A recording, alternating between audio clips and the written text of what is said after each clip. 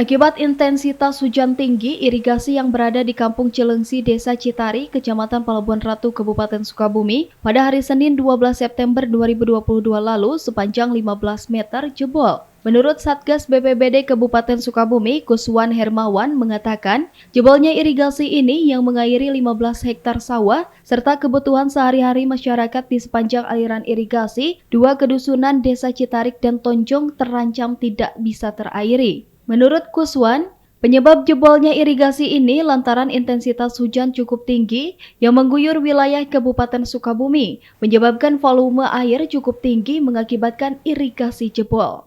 Kuswan menjelaskan, jebolnya irigasi ini bukan hanya kali ini terjadi. Tiap kejadian, petugas segera melakukan perbaikan. Lantaran sebagian masyarakat dua dusun di kedua desa yaitu Citarik dan Tonjong terdiri dari 500 kepala keluarga sangat tergantung pada keberadaan irigasi ini.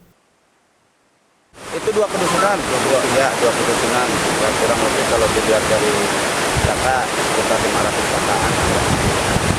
Dua kedusunan itu di desa ini juga desa Citarik ada sebagian.